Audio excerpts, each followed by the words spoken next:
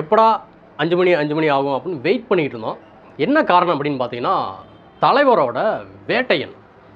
நம்ம எல்லாருக்குமே தெரியும், தலைவர் வந்து ஞானவேல் டைரக்ஷனில் உங்களுக்கு தெரியும், ஞானவேல் ஜெய்பீம் படம் அவ்வளோ பெரிய ஹிட்டு, அவ்வளோ அழகான ஸ்க்ரீன் ப்ளே, ரொம்ப ஸ்ட்ராங்கான ஒரு ஸ்கிரிப்டை எடுத்துக்கிட்டு பயங்கரமான ஒரு ஸ்க்ரீன் ப்ளே பண்ணி படத்தை சூப்பர் டூப்பர் ஹிட் ஆகுன ஞானவேல் இந்த பக்கம் தமிழ் சினிமாவோட ஹையஸ்ட் கலெக்ஷனில் இருக்கிற ஜெயிலர் படம் நடித்த சூப்பர் ஸ்டார் தலைவர் ரஜினிகாந்த். ஸோ இவங்க 2 பேரோட காம்போ எப்படி இருக்க போகுது அப்படிங்கிற எக்ஸ்பெக்டேஷன் பல பேருக்கு இருக்கும். ஸோ வேட்டையின் படம் கண்டினியூஸாக போயிட்டுருக்கு. ஸோ பெருசாக அப்டேட்டில் கிணத்துல போட்ட கல் மாதிரி அப்படியே இருக்குது. நிறைய பேர் கலாய்ச்சாங்க, நிறைய பேர் கிண்டல் பண்ணாங்க, நிறைய பேர்கிட்ட போய் ரிவ்யூ கேட்கும்போது கூட சொல்கிறாங்க, வேட்டையன் அப்படி ஒரு படம் இருக்கா அப்படிங்கிற அளவுக்கு இந்த படம் ரொம்ப சைலண்டாக ஷூட்டிங் போச்சு, ரொம்ப அமைதியாக அதோட ப்ராசஸ் போயிட்டு இருந்துச்சு. ஒரு அப்டேட் கூட விடலை. இப்போ படம் ஆரம்பித்த டயத்தில் ஒரே ஒரு போஸ்ட் விட்டாங்க வேட்டையன் அப்படின்ட்டு.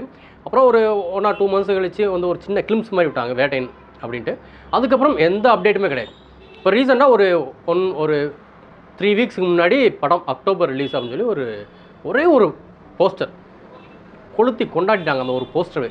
அப்படிங்கும்போது அந்த படத்தோட சாங் அப்படிங்கும்போது எந்த அளவுக்கு இருக்கும் அப்படின்னு நம்ம யோசிச்சு பார்க்கவே முடியாது. அப்படி செலிப்ரேட் பண்ணுவாங்க நம்ம தலைவரோட ஃபேன்ஸ். ஸோ பயங்கர ஆர்வமாக லைக்கா ப்ரொடக்ஷன் ரொம்ப எதிர்பார்த்து 5 மணிக்கெலாம் அப்படியே ட்விட்டரை ஸ்வைப் பண்ணி யூடியூப் ஸ்வைப் பண்ணி பார்த்தா அப்டேட் ஆகலை. வழக்கம் போல் லைக்கா அவங்களோட வேலையை காட்ட ஆரம்பிச்சிட்டாங்க. 5-4 தான் அதோட அப்டேட்டே லைக்கா ப்ரொடக்ஷன் வந்து ட்விட்டரில் கொடுக்குறாங்க. சரின்னு சொல்லி லிங்கை ஓப்பன் பண்ணி உள்ளே போனால் அதுலேயும் ஒரு பிரச்சனை, டைம் ஓடிக்கிட்டு இருக்குது. ப்ரீமியர் சொல்லி அந்த டைம் ஓடும்ல, அந்த இதில் ஓடுது. சரி வேறு வழி இல்லாமல் அதையும் வெயிட் பண்ணி கேட்டோம்னா காதுக்குள்ளே அப்படியே இன்னும் அது கேட்டுகிட்டே இருக்குது. சாங் பயங்கரமாக இருக்குது, இன்ட்ரோவே அட்டகாசமாக இருக்குது. அந்த கேட்டில் ஸ்டார்ஸ்லாம் டக்குன்னு ஓப்பன் ஆகுது, சூப்பர் ஸ்டார் ரஜினிகாந்த்னு வருது, தலைவர் என்ட்ரி கொடுக்குறாரு, சொடக்கு போடுறாரு. அந்த லுக்கு பார்க்கணும், தலைவரோட அந்த என்ட்ரி லுக்கு பார்க்கணும். அப்பா எப்படி சொல்ல, இன்னும் ஒரு 30 வருஷம் நடிக்கலாங்க இந்த மனுஷன் இன்னும் ஒரு 30 வருஷம் நடிக்கலாம், அப்படியே இருக்காப்புல. சரி ஓகே, வயசாயிருச்சு, 73 வயசு ஆயிடுச்சு. 73 வயசு ஒரு மனுஷனுக்கு மேக்கப் போட்டால் இளமை திரும்பிடுமா அப்படிங்கிறது ஒரு பெரிய கேள்விக்குறி. கொஞ்சம் வயசானது தெரியும் இல்லையா? ஆனால் அந்த ஸ்க்ரீனில் பார்க்குறோம், அந்த வீடியோ பார்க்கும்போது அவ்வளோ அந்த ஹை குவாலிட்டியில் பார்க்கும்போது அந்த ஸ்கின் டோனெல்லாம் பார்க்கணும், அந்த ஹேர் ஸ்டைலு, அந்த ஃபேஸு, அந்த கோட்டு, எனக்கு இந்த கோட்டு ஓப்பன் பண்ணோன்னே எனக்கு என்ன ஞாபகம் வந்துச்சுன்னா, பாஷா படத்தில் கோட்டு சூட்டு 2ம் எடுத்து போட்டு நடக்கும் புளிய பாரடா அப்படிங்கிற மாதிரி ஒரு டைலாக் இல்லை, அது அப்படியே தலைவர் சூட் ஆகுது. அப்படியே சிங்கம் இன்னும் அந்த கோட்டை தூக்கி போட்டுட்டு அப்படியே நடக்கலை, ஓடுது, பாஞ்சி வேட்டையாடிக்கிட்டு இருக்கு. உங்களுக்கு தெரியும் வேட்டையாடுறேன் நான் எதை சொல்கிறேன், சினிமாவில் இன்னும் அவர் நம்பர் 1. உங்களுக்கு தெரியும் ஜெயிலரை திரும்ப அடித்து நான் தான் நம்பர் 1 நிரூபித்த ஒரு மனுஷன். ஸோ வேட்டைங்கிற ஒரு கதையோடு உள்ளே வராரு.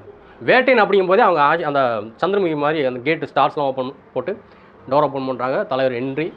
ஸோ ஸ்டார்ட் ஆகுது. முக்கியமாக கிட்டத்தட்ட 27 வருஷம் கழித்து இறந்து போன ஒருத்தருடைய வாய்ஸை இதில் வந்து ஏஐ மூலமாக கொண்டு வந்திருக்காங்க.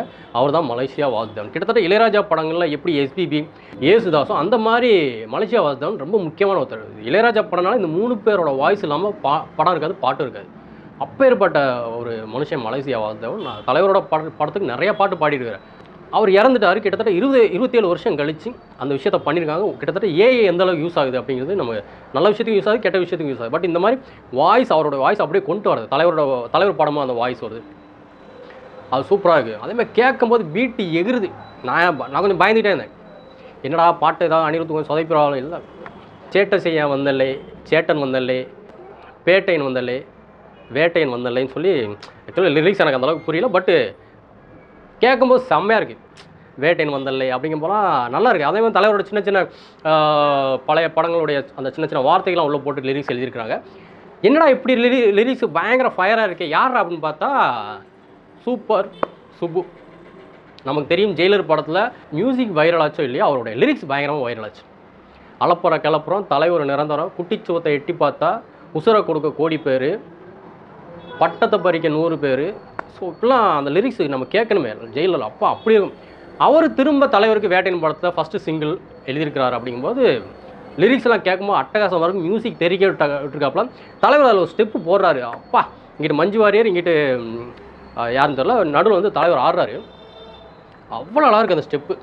தினேஷ் வந்து கொரியோகிராஃப் பண்ணியிருக்காரு, அவ்வளோ நல்லா இருக்குது. முக்கியமாக அந்த சோஃபாவில் ஒரு பெரிய ராஜா சிம்மாசனம் மாதிரி ஒன்று இருக்கும், அதில் தலைவர் ஏறிக்கிட்டு இப்படி சொடக்கு போட்டுக்கிட்டு அப்படி சாஞ்சிக்கிட்டு அப்படியே பாடும்போது இருக்கலாம். அப்படியே என்னையா இன்னும் இந்த குதிரை இன்னும் 40 வருஷம் இல்லை, இன்னும் 40 வருஷம் ஓடும்.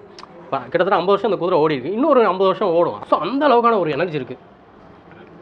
சாங் கேட்கும்போதே எந்திரிச்சு ஆடணும் அப்படிங்கிற மாதிரி அளவுக்கான ஒரு மியூசிக் அனிருத் போட்டிருக்காரு. அனிருத்தும் பாடியிருக்காரு. ஆஸ் யூஷுவல் தெரியும், அவர் ஏற்கனவே சொன்ன மாதிரி தான், தலைவருக்காக என் உயிரே கொடுப்பேன், நல்ல சாங் கொடுக்க மாட்டான் அப்படின்னாரு. ஸோ வரிசையை தொடர்ந்து சாங் பட்டை கிளப்பிட்டு இருக்கு. கூலி படத்தில் ஒரு மியூசிக் விட்டாப்புல வேறு லெவலில் இருந்துச்சு. ஸோ வேட்டையன் மியூசிக் பயங்கரமாக இருக்குது. ஞானவேல் டைரக்ஷன் எனக்கு நம்பவே முடியல. ஏன்னா இந்த ஞானவேல் ஜெய்பீம் படத்துக்கும் இந்த வேட்டையன் படத்துக்கும் அந்த கொஞ்சம் கூட சம்மந்தம், அதான் இந்த சாங் கேட்கும்போது நம்ம இன்னும் ட்ரெய்லர் எதுவும் பார்க்கல, படம் பார்க்கல, இந்த சாங் பார்க்கும்போது இப்படி ஒரு சாங்கு ஜெய்பீமில் இல்லை. ஸோ தலைவருக்குன்னே இந்த செதுக்கி எடுத்துருக்கிறாரு. அட் த சேம் டைம் தலைவரோட மாசும் இருக்கும். ஞானவேல் அவர்களுடைய அந்த அந்த பொலிட்டிக்கல் சம்மந்தமான அந்த சமூக அக்கறையான கதையும் இருக்கும். ஏன்னா தலைவர் காலா கபாலி அப்படிலாம் நடிச்சிருக்கிறார். அப்படிங்கும்போது ஜெய்பீம் படம், ஏன்னா காலா கபாலியும் இந்த மாதிரி மாஸ் சாங்ஸ்லாம் இருக்குது. ஸோ ஒரு மாஸ் சாங் வச்சு நம்ம கதையை இட போட முடியாது. நிறைய பேர் வந்து இப்போயே கம்பெனி பண்ண ஆரம்பிச்சிருவாங்க, இது ரஜினி படமாக இருக்கும், இது ஞானவேல் படமாக இருக்க போது, இல்லை இப்படி இருப்பா அப்படி இருக்கும். அப்படி கிடையாது. 50 தலைவர், 50 ஞானவேல். ஸோ ரெண்டும் சேர்ந்து மிக்சராகி ஒரு கொலாபரேஷனில் ஒரு செம்மையான ஒரு ஸ்கிரிப்ட் கொடுக்க போகிறாங்க. இந்த படம் எனக்கு 1000 கோடி 2000 கோடி வசூல் அப்பெல்லாம் எனக்கு தெரியாது. பட் இந்த படம் சூப்பர் டூப்பர் ஹிட் ஆகும் அப்படிங்கிறது மட்டும் என்னால் கன்ஃபார்மாக சொல்ல முடியும். ஸோ ஓவரால் பயங்கரமாக இருக்குது. நம்ம எல்லாருக்குமே தெரியும், இதில் வந்து பெரிய பெரிய ஸ்டார்ஸ்லாம் நடிச்சிருக்காங்க. அமிதாப் பச்சன் இருக்கிறார், அதாவது ஹிந்தியில் தலைவரும் அமிதாப் பச்சன் சேர்ந்து நடித்தாங்க. பட் அதுக்கப்புறம் ஒரு 20-30 வருஷமாக அவங்க சேர்ந்து நடிக்கல. அதுக்கப்புறம் திரும்ப இணைகிறாங்க. அமிதாப் பச்சன், ஃபகத் பாசில், ராணா தகுபதி, ரித்தியா சிங், இன்னும் நிறையா பேர், நிறையா மல்டி ஸ்டார்ஸ் இருக்கிறாங்க. ஸோ இவங்களெல்லாம் வச்சு ஞானவேல் எப்படிப்பட்ட ஒரு படத்தை கொடுக்க போகிறார் அப்படின்னு நினைக்கும்போது எனக்கு அப்படியே பிரமிப்பாக இருக்குது. இன்னும் அது மேலே ஆர்வம் அதிகமாகுது. ஸோ இந்த படத்துக்காக பயங்கரமாக வெயிட் பண்ணிட்டு இருக்கேன். அக்டோபர் 10 இன்னும் ஒரு மாதம் தான் தேட்டர் பிளாஸ்ட் ஆக போகுது. ஸோ பாட்டு செம்மையாக இருக்குது, ஃபேண்டாஸ்டிக்காக இருக்குது. நான் திரும்ப போய் கேட்க போகிறேன். நான் கிட்டத்தட்ட ஒரு 4-5 தடவை கேட்டேன். திரும்ப நான் இன்றைக்கி ஃபுல்லாக கேட்டுகிட்டே இருப்பேன், நாளைக்கு கேட்டுகிட்டே இருப்பேன். பாட்டு கேட்டுகிட்டே இருக்கும்போது சீக்கிரம் ரிங்டோனாக வைக்க போகிறேன்.